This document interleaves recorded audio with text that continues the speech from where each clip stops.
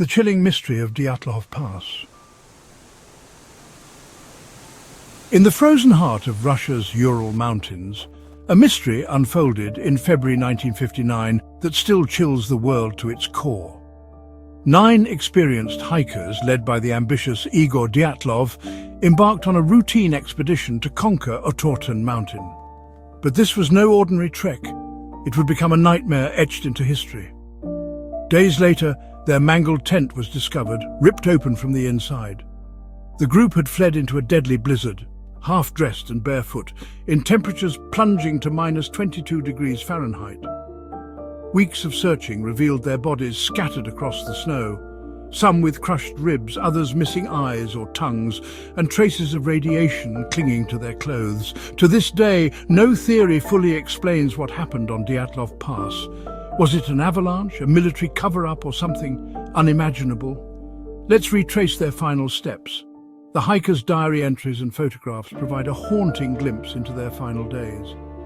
They documented their journey meticulously, capturing moments of camaraderie and the harsh beauty of the wilderness. Yet as they ventured deeper into the mountains, the entries grew more ominous.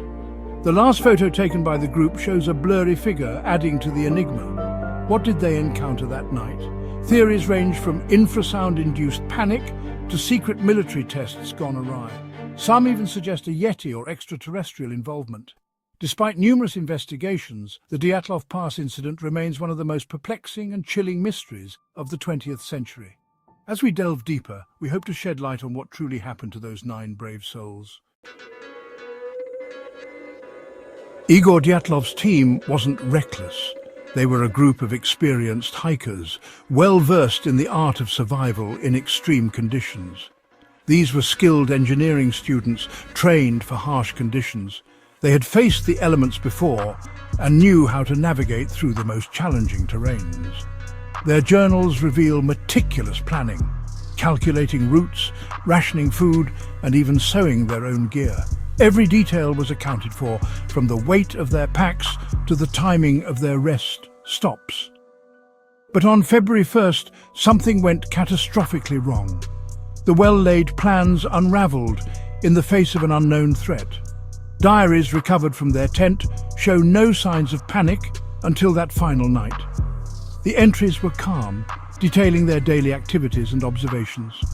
"The snow is heavy, but we're secure," one entry reads. It seemed like just another night in the wilderness. Hours later, they slashed their way out of the tent and fled into the darkness. What could have driven them to such a desperate act? Why abandon shelter in a life-threatening storm? The questions are as haunting as the night itself. No wildlife threats were reported.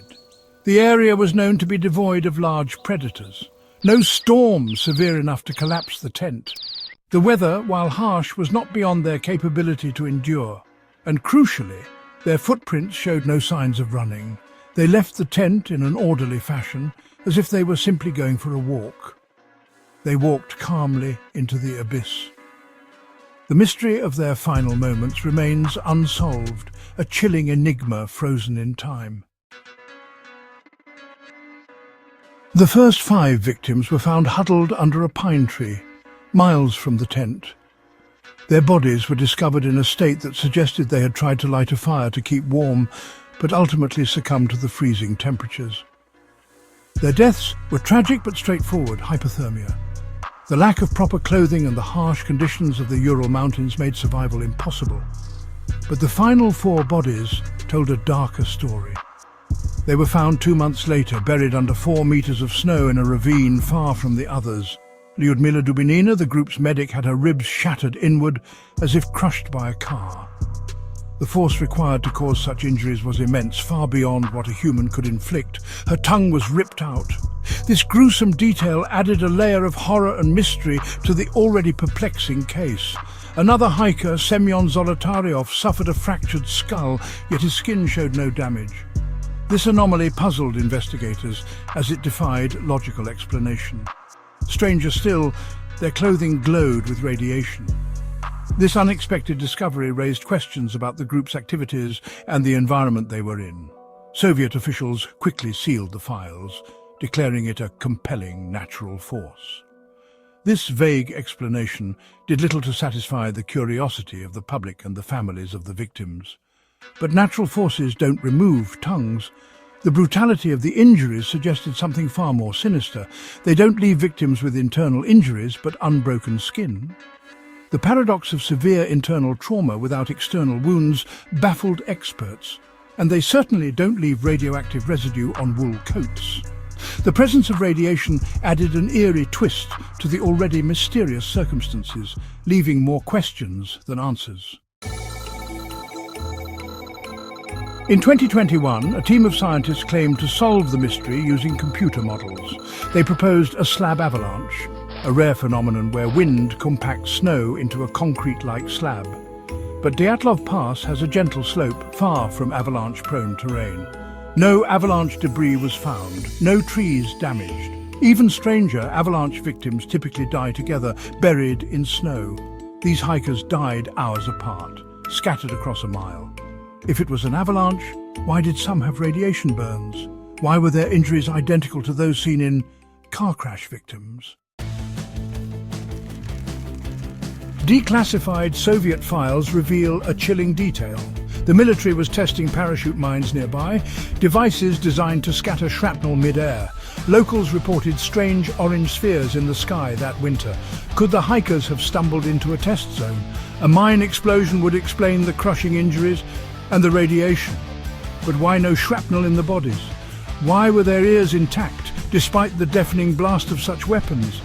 And why would the military kill students instead of simply silencing them? Some truths are harder to swallow. Indigenous Mansi tribes speak of the Menk, a vengeful mountain spirit. Others whisper about Soviet experiments with psychic weapons.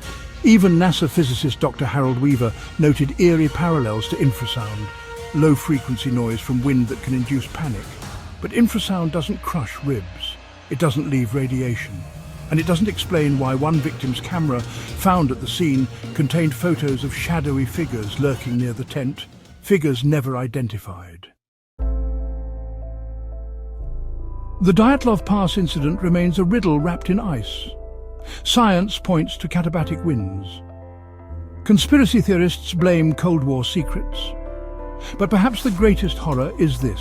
Sometimes nature or man holds terrors beyond our understanding. One survivor's diary, found years later, had a single underlined phrase: "We should never have gone to that mountain." What did they see? We may never know. But the truth is still out there. Subscribe to Mind Blown Files, exposing the unexplained. Turn on notifications so you never miss a case.